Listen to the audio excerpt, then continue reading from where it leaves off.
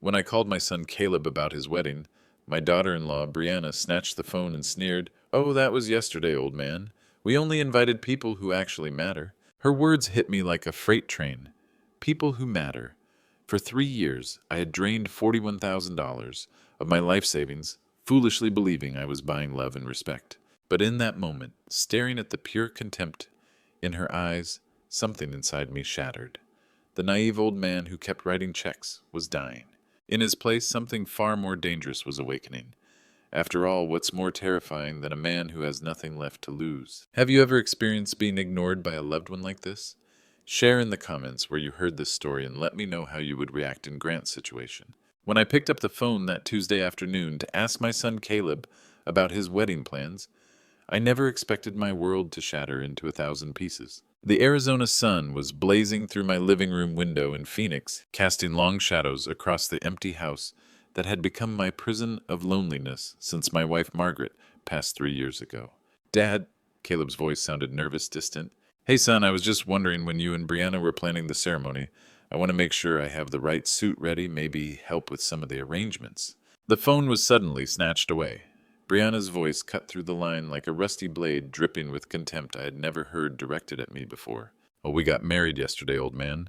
We only invite people who actually matter." The words hit me like a sledgehammer to the chest. People who matter. I stood there in my living room, gripping the phone so hard, my knuckles turned white, feeling like someone had just ripped my heart out and stomped on it. "What do you mean you got married yesterday?" My voice came out as barely a whisper. "You heard me," Brianna sneered. "It was a beautiful ceremony. Small, intimate, just the people we actually wanted there. You know, people who contribute something meaningful to our lives." I could hear Caleb mumbling something in the background, but she shushed him like a child. This woman who had lived off my generosity for 3 years was talking to me like I was garbage on the street. For 3 years, I had been their personal ATM. $500 every month for rent, groceries when their refrigerator was empty, furniture for their apartment, emergency money when Brianna had her medical issues, car payments when Caleb lost his job, birthday gifts, Christmas presents, anniversary dinners I was never invited to. I started calculating in my head, and the number made me sick. $41,000. $41,000 of my retirement savings money. My late wife Margaret and I had saved penny by penny through 40 years of honest work. Money I had given freely because I thought I was helping my family. Because I thought I was loved. "Dad, are you still there?" Caleb's voice was back on the line, weak and pathetic. "I'm here," I managed to say. "Look, it wasn't personal. Brianna's family wanted something small, and we thought—" "You thought what, Caleb? That your father didn't matter enough to witness the most important day of your life?" Silence. Then Brianna grabbed the phone again. "Listen, Grant, we're adults. We make our own decisions. Just because you throw money at us doesn't mean you own us or get to control our lives. Throw money at them. As if my love, my sacrifice, my sleepless nights worrying about their future meant nothing. As if I was some pathetic old fool trying to buy affection instead of a father who would have given anything to see his only child happy." "I see," I said quietly. "Good. Now about this month's rent payment, it's a little late and—" I hung up. I stood there in the silence of my empty house, surrounded by pictures of Caleb as a boy. The Little League trophies I had cheered for. The graduation photos I had been so proud of. The man I had raised alone after Margaret died, thinking I was building something meaningful. Thinking I was creating a legacy of love and family. But I wasn't a father to them. I was a resource. A bank account with legs and a heartbeat. That night as I lay in bed staring at the ceiling, something inside me died. The broken, desperate father who had spent 3 years begging for scraps of affection from his own son. The man who had confused generosity with love, who had mistaken being used for being needed. But something else was being born in that darkness. Something cold and calculating. Something that had finally learned the difference between love and manipulation. They wanted to play games with my heart. Fine. But they were about to discover that this old man still had a few moves left. I woke up the next morning feeling like a completely different person. The Arizona sunrise painted my bedroom walls gold, but for the first time in months, I wasn't thinking about calling Caleb. I wasn't wondering if Brianna needed anything. I was planning something else entirely. After coffee, I drove straight to Desert Community Bank on Camelback Road. Mr. Chen, my account manager for 15 years, greeted me with his usual warm smile. "Mr. Whitaker here for the usual monthly transfer. Actually, I'm here to cancel it. All of them." His smile faltered. Cancel the automatic transfers. Are you sure you've had these set up for 3 years? I'm absolutely certain. I also want to remove both Caleb and Brianna from having any access to my accounts. As he processed the paperwork, my phone rang. Caleb's name flashed on the screen. I let it ring. Then it rang again and again. When I got home, there were 6 missed calls and frantic text messages. Dad, the bank called. They said you canceled our transfers. This has to be a mistake. Please call me back. I deleted every message without responding. Around noon, my phone rang again. This time I answered. Dad, what the hell is going on? Caleb's voice was panicked. The rent is due tomorrow, and the money isn't there. That's correct, I said calmly. What do you mean that's correct? You always handle the rent. We're counting on you. You were counting on me. Past tense. Now you're counting on yourselves. I could hear Brianna shouting in the background, her voice shrill with rage. Then she grabbed the phone. Grant, what kind of sick game are you playing? You can't just abandon your family because your feelings got hurt about some stupid wedding. I'm not abandoning anyone, Brianna. I'm simply no longer funding adults who treat me like trash. You're being ridiculous. We never treated you badly. You're our family. Family? I laughed coldly. Family doesn't exclude each other from life's most important moments. Family doesn't call their father an old man who doesn't matter. I was just upset yesterday. I didn't mean... You meant every word, and now you're dealing with the consequences. Grant, listen to me. No, you listen to me. For 3 years, I've been your personal bank. I've paid your rent, bought your food, funded your lifestyle. And what did I get in return? Contempt. Disrespect. Yesterday's final insult of being told I don't matter. Dad, please. Caleb was back on the phone. Here's how this works now. I continued, my voice steady as steel. You want my money, earn my respect first. You want my help? Start treating me like a human being instead of a resource. You're being unreasonable. I'm being reasonable for the first time in 3 years. The ATM is officially closed. I hung up and turned off my phone completely. As I sat in my quiet living room, I noticed my neighbor, Vivian Torres, watching from her front window across the street. She was a woman about my age, recently moved in, and I'd seen her observing my house with what seemed like professional interest. Something told me Vivian Torres was going to be important in whatever came next, because this was just the beginning. 3 days of blessed silence ended when I heard car doors slamming in my driveway. Through the window, I saw Caleb and Brianna marching toward my front door, their faces twisted with rage. I didn't move from my recliner. Let them knock. They didn't knock. The door flew open. They still had keys. Keys I had given them when I thought they were family. What the hell do you think you're doing, old man? Brianna stormed into my living room, her voice dripping with venom. Gone was any pretense of respect. This was her true face. Caleb followed like a whipped dog, avoiding my eyes. I'm sitting in my own home, I replied calmly. The question is, what are you doing here without permission? Without permission? Brianna's laugh was ugly. This is family business, Grant. You can't just cut us off and think there won't be consequences. She stepped closer, jabbing her finger toward my face. You think you're so smart, don't you? Sitting here in your little power trip punishing us because we didn't invite you to one stupid ceremony. One stupid ceremony? You mean your wedding, the most important day of my son's life. Get over it, she screamed. We're adults. We make our own choices. Just because you're desperate and lonely doesn't mean we have to include you in everything. Desperate and lonely. That's how she saw me. How they both saw me. Brianna, maybe we should... Caleb started weakly. Shut up, Caleb. She whirled on him. Your father is trying to manipulate us with money. Then she turned back to me, eyes blazing with contempt. Here's the deal, you pathetic old fool. You're going to restart those transfers today, or we're going to make your life very difficult. We know lawyers, social workers. We can have you declared mentally incompetent faster than you can blink. The threat hung in the air like poison. She was threatening to have me declared insane to get my money. Is that so? I asked quietly. That's exactly so. You think you can just abandon your responsibilities? We have bills because of promises you made. We have a lifestyle because you encouraged it. You created this situation, and now you're going to fix it. I looked at Caleb, who was staring at the floor like a coward. And you? Is this what you want to threaten your father? He finally looked up, and for a moment, I saw the boy I had raised. But then Brianna elbowed him sharply. We want what's fair, he mumbled, what we were promised. I never promised you anything beyond love and support. Brianna stepped closer, her face inches from mine. Listen carefully, you senile old bastard. We're not leaving until you call that bank and restore our access. And if you don't, we'll make sure everyone knows how confused and unstable you've become. Something cold settled in my chest. This woman was pure evil, and my son was letting her destroy our family. Get out of my house, I said quietly. What did you say? Get out of my house, now, both of you. Brianna's face turned purple. You can't throw us out. We have rights. We're family. Family doesn't threaten each other. Family doesn't call each other senile bastards. You're not family. You're parasites. You'll regret this, she shrieked as I opened the front door wide. The only thing I regret is not doing this 3 years ago. As they stormed out, Brianna turned back one last time. This isn't over, Grant, not even close. I closed the door and locked it, then walked to the window. Across the street, Vivian Torres stepped onto her porch.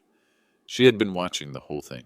Our eyes met and she gave me a small nod of understanding. Something told me I was about to have my first real ally in this war. 20 minutes after Caleb and Brianna drove away, there was a gentle knock at my door. I opened it to find Vivian Torres holding 2 cups of coffee and wearing an expression that suggested she had something important to say. Mr. Whitaker, I'm Vivian Torres from across the street. I think we need to talk. Something in her tone made me step aside immediately. Please come in. She handed me coffee and settled into my chair with the confidence of someone accustomed to taking charge. I witnessed what just happened, she began, and I have to tell you, your daughter-in-law's behavior concerns me greatly. You heard all that. Grant, may I call you Grant? I'm a retired private investigator. 25 years with Torres Investigations here in Phoenix. When you've been in my line of work, you develop instincts about people. A private investigator. Suddenly, her watchful behavior made perfect sense. And what do your instincts tell you about Brianna? Vivian leaned forward, her dark eyes serious. That woman is dangerous. The threats she made about having you declared incompetent? I've seen this pattern before. She's not just greedy, Grant. She's calculating. What do you mean? I've been observing since I moved in 6 months ago. Brianna leaves every Tuesday and Thursday at exactly 9 a.m. Gone for the entire day, returns at evening. When I asked around, nobody knows where she goes. That's unusual for someone who supposedly doesn't work. My blood began to chill. You think she's hiding something? I think she's living a double life. And Grant, I have a strong suspicion you're not her first victim. The words hung in the air like a death sentence. Vivian pulled out a small notebook. 3 weeks ago, I followed her. She drove to Las Vegas, 4-hour round trip. She spent the day in a residential neighborhood, acting very comfortable there. Maybe visiting friends? Maybe. Vivian's tone suggested she didn't believe that for a second.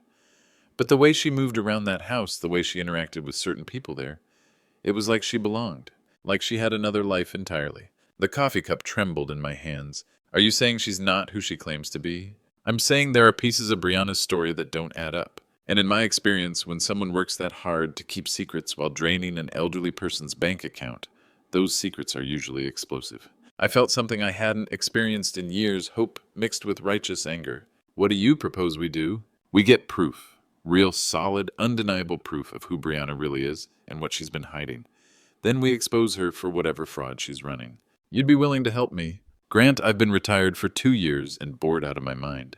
Taking down a con artist who preys on families, that sounds like the perfect way to get back in the game. She stood and extended her hand. Partners, I shook it firmly. Partners. As Vivian gathered her things, she turned back one more time. Grant, whatever we discover about Brianna, it's going to get ugly before it gets better. Are you prepared for that? I thought about the contempt in Brianna's voice, the cowardice in my son's eyes, the 3 years of manipulation and lies. Vivian, I've been nice my whole life. It's time I learned how to be dangerous. 2 weeks after forming our alliance, Vivian called me at 6 a.m. on a Thursday morning. Grant, she's on the move. If we're going to get answers, today's the day. Within 30 minutes, we were following Brianna's silver Honda on Interstate 10 toward Las Vegas. Vivian drove while I sat gripping the door handle, my stomach churning with dread and anticipation. Remember, Vivian said, whatever we see, we document everything. Photos, videos, addresses. We need evidence that will hold up. 4 hours later, we watched Brianna pull into the driveway of a modest house in a quiet Las Vegas suburb. She didn't hesitate. She walked straight to the front door and let herself in with her own key. She has a key, I whispered. She has a key, Vivian confirmed grimly. We parked across the street and waited. 20 minutes later, the front door opened and Brianna emerged. But she wasn't alone. A man in his 30s came out behind her, tall, with dark hair. He wrapped his arms around her waist and kissed her deeply. Not the quick peck of a friend, the passionate kiss of a lover. My heart stopped. But that wasn't the worst part. 2 children came running out, a boy about 8 and a girl around 5. They threw themselves at Brianna, hugging her legs and chattering excitedly. Mommy, Mommy, you're home. Mommy? The word hit me like a sledgehammer. I watched my daughter-in-law scoop up the little girl and spin her around while the boy grabbed her hand possessively. "Are you getting this?" I asked through numb lips. "Every second," Vivian replied, her camera clicking rapidly. "Grant, I'm so sorry." The man put his arm around Brianna's shoulders as they walked toward a minivan. He was wearing a wedding ring. So was she. But it wasn't the ring Caleb had given her. "How long has this been going on?" "Based on the children's ages, at least 8 years, maybe longer." 8 years. She was already married with children when she met Caleb. Everything, their entire relationship, their marriage, had been a lie from the beginning. We followed them to a nearby park, where I watched Brianna push her daughter on swings while her son played on monkey bars. She looked genuinely happy in a way I had never seen her with Caleb. The man sat on a bench reading. Every few minutes, one of the children would run over to show him something, and he would smile with the easy affection of a devoted father. This was her real family, her real life. My son was nothing more than a paycheck to fund it. "Look at their license plate," Vivian said softly. I squinted through the camera lens. The Nevada plates read Torres 2. Torres? So she's not even really a Whitaker. She's probably not even really Brianna. That might be a completely fake identity. We spent 3 hours documenting everything. The house address, license plates, photos of her with the children and man, video of her using her key, evidence of a life that had nothing to do with the woman bleeding my bank account dry. As we drove back toward Phoenix, I felt something I hadn't experienced since Margaret died. Crystalline clarity about what needed to happen next. "Vivian," I said as Las Vegas disappeared behind us, "I want to destroy her completely." "Grant, I understand you're angry." "I'm not angry anymore. This is something else entirely." I turned to look at my partner. "This is war, and I intend to win." The Monday after our Las Vegas discovery, Vivian and I sat in the office of Marcus Thompson, one of Phoenix's most respected family law attorneys. The walls were lined with legal books, but what impressed me most was the steel in his eyes when we explained our situation. "Let me understand this," Marcus said, reviewing our photos and videos. "Your daughter-in-law has been living a double life for years. She's married to another man, has children with him, and has been using your son to fund her real family." "Exactly right," I replied. "And she's threatened to have you declared mentally incompetent if you don't continue the payments. She called me a senile old bastard and said she had lawyers who could destroy me." Marcus leaned back, a predatory smile spreading across his face. "Mr. Whitaker, in 30 years of practice, I've rarely seen a case this clear-cut. What Brianna has done isn't just morally reprehensible, it's multiple felonies. Fraud, bigamy, elder abuse, extortion. What can we do? We can destroy her legally and financially, but first we need bulletproof evidence." Vivian pulled out a thick folder. "I've documented everything. Addresses, license plates, timestamps on all photos and videos. I also ran background checks on the Torres name from their plate." She slid papers across Marcus's desk. "Brianna Torres, her real name, has been married to Miguel Torres since 2012. They own that Las Vegas house jointly. She's listed as mother on both children's birth certificates. And here's the interesting part. She's done this before." My blood ran cold. "What do you mean?" "I found records of 2 other elderly men in Arizona and California who filed complaints against women matching Brianna's description. Similar pattern. Marry their sons, drain finances, disappear when confronted." Marcus whistled. "So we're dealing with a professional con artist." "A very good one," Vivian confirmed. "But she got greedy this time. $41,000 was too good to walk away from." "What's our next step?" I asked. Marcus began typing. "First we file criminal charges. Fraud, bigamy, elder abuse. The district attorney will love this case. But Grant, I want to do something else first. Something more satisfying." He turned his screen toward us. "We're going to sue her in civil court for every penny she's stolen plus punitive damages. We're going to put liens on that Las Vegas house. We're going to freeze her accounts. When the criminal charges hit, she'll have nowhere to run and no resources to fight back." "Can we really do all that?" "With this evidence, we can do whatever we want. She committed crimes against you. The law is entirely on your side." Vivian leaned forward. "What about Caleb? He'll be devastated when he learns the truth." I felt cold satisfaction settle in my chest. Caleb made his choice when he allowed his wife to threaten and abuse me. He chose her over his father.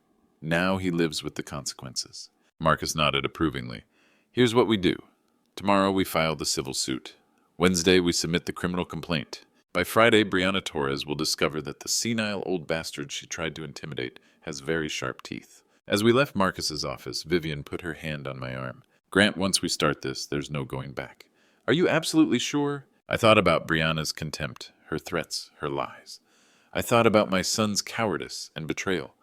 3 years of being treated like an ATM instead of a human being. Vivian, for 3 years I've been the victim in this story. The fool, the mark, the pathetic old man who could be manipulated. I look back at the law office building feeling more alive than I had in years. It's time for a new story, one where the old man fights back and wins. 3 weeks later, I walked into courtroom B of the Maricopa County Superior Court with Vivian by my side and Marcus leading the way. The room was packed.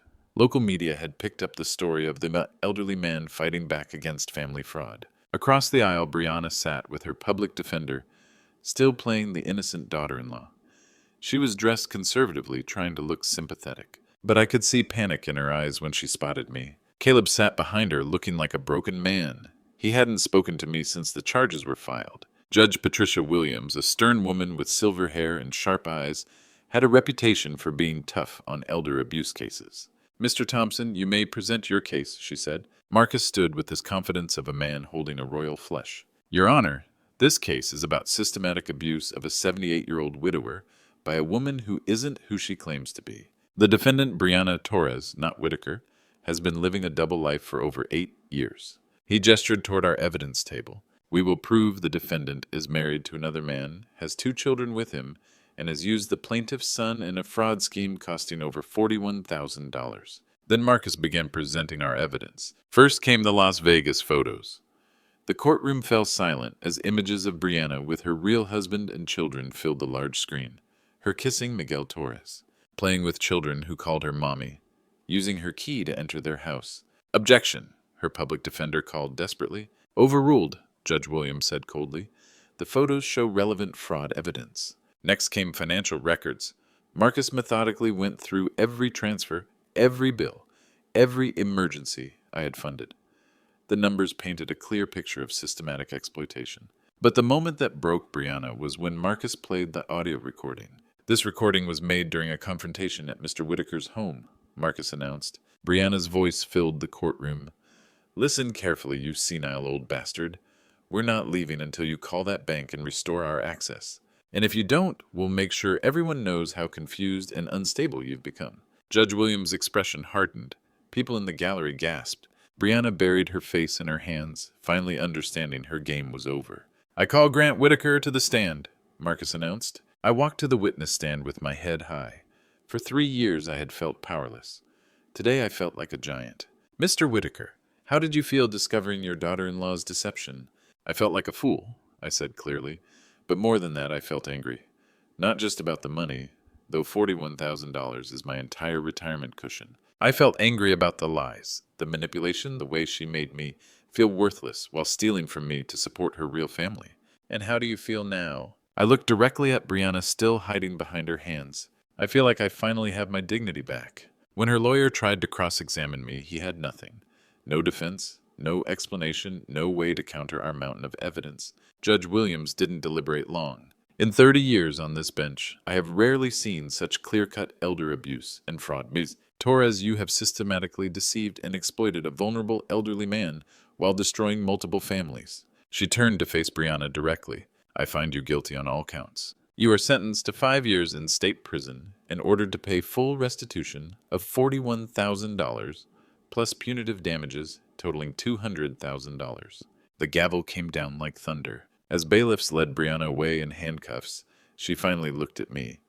The contempt was gone, replaced by something I'd never seen before: fear. Justice had been served, but my story wasn't over yet. Outside the courthouse, reporters swarmed with cameras and microphones.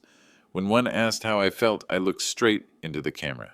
"I feel like I finally remembered who I am. Not a victim, not an ATM, but a man who refuses to be disrespected." As the crowd dispersed, I saw Caleb standing alone by the courthouse steps, looking broken. He approached hesitantly, eyes red from crying. "Dad, I had no idea. I swear I didn't know about Miguel or the kids. I thought Brianna loved me." I studied my son's face. There was genuine shock, real pain, but also the same weakness that had let him stand by while his wife abused me. "I believe you didn't know about her other family, Caleb." Hope flickered in his eyes. "But you knew she was cruel to me. You heard her call me names, make threats, treat me like garbage, and you said nothing. You chose her side every time." "Dad, I was trying to keep the peace. You were trying to keep taking my money while letting your wife destroy my dignity." The hope in his eyes died. I'm sorry, Dad. Can we be a family again? I looked at this 32-year-old man who had never learned to stand up for what was right. Caleb, for 3 years, you watched your wife treat me like an ATM.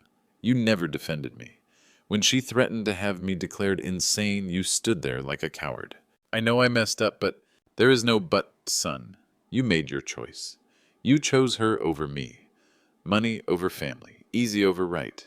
I turned to walk away, then stopped. The saddest part is, I would have helped you forever if you'd just treated me like a human being. All I wanted was respect and love. Instead, you gave me contempt and betrayal. Dad, please. Goodbye, Caleb. I walked away from my son for the last time, feeling nothing but relief. 6 months later, I was living in a beautiful Sedona apartment, surrounded by red rocks and endless blue skies. The restitution money had been paid in full. Brianna's Las Vegas house was sold to cover it. Vivian had become my closest friend. We spent our days exploring Arizona's natural wonders. She had given me something I thought I'd lost forever, the ability to trust again. I heard Caleb had moved back with his mother-in-law after Brianna's conviction. He was working 2 jobs, struggling with depression. Part of me felt bad for him, but only a very small part. One evening, watching the sunset from my balcony, Vivian asked if I ever regretted what I'd done. Never, I said without hesitation. For the first time in years, I wake up knowing no one is using me, manipulating me, or taking advantage of my kindness. I'm free, Vivian, truly free. And Caleb, will you ever forgive him? I thought for a long moment. Forgiveness isn't about him anymore. It's about me. I've forgiven myself for being naive, for confusing generosity with love, for allowing people to treat me badly, because I was afraid of being alone. I raised my wine glass toward the crimson sunset. I learned that being alone by choice is infinitely better than being surrounded by people who don't respect you. As stars appeared in the desert sky, I felt complete peace. My name is Grant Whittaker. I'm 78 years old, and I finally learned that self-respect isn't selfish. It's essential. As I sit here today, 1 year after that life-changing phone call, I want to share the most important lessons I've learned. Not just for other elderly people who might be facing similar betrayal stories, but for anyone who has ever felt taken advantage of by those they love. The first lesson is this: love should never have a price tag. Real love doesn't come with conditions, threats, or financial obligations. If someone only shows you affection when you're giving them money, that's not love. That's a transaction. And you deserve so much better than being someone's personal ATM. The second lesson took me 78 years to learn. Setting boundaries isn't cruel, it's necessary. For too long, I confused being generous with being weak. I thought that saying no meant I didn't love my family enough. But boundaries aren't walls built to keep people out. They're gates that only open for those who treat you with respect. God gave us wisdom for a reason, and part of that wisdom is knowing when to protect ourselves. The third lesson is perhaps the hardest. Sometimes the people who hurt us most are the ones we love most. These betrayal stories are becoming all too common in families today. Caleb was my son, my only child, the person I thought would always have my back. Learning that he was willing to let his wife abuse me for money was devastating, but it also taught me that blood doesn't automatically equal loyalty. The fourth lesson is about forgiveness, but not the kind most people expect. I didn't forgive Brianna because she didn't deserve it. I didn't forgive Caleb because he never truly asked for it. Instead, I forgave myself. I forgave myself for being naive, for staying in toxic situations too long. As the Lord teaches us, forgiveness is as much about freeing ourselves as it is about others. But the most important lesson of all is this: it's never too late to reclaim your life. At 78 years old, I thought my story was almost over. Like so many grandpa stories you hear, I thought I was too old to change too, set in my ways to start fresh. I was wrong.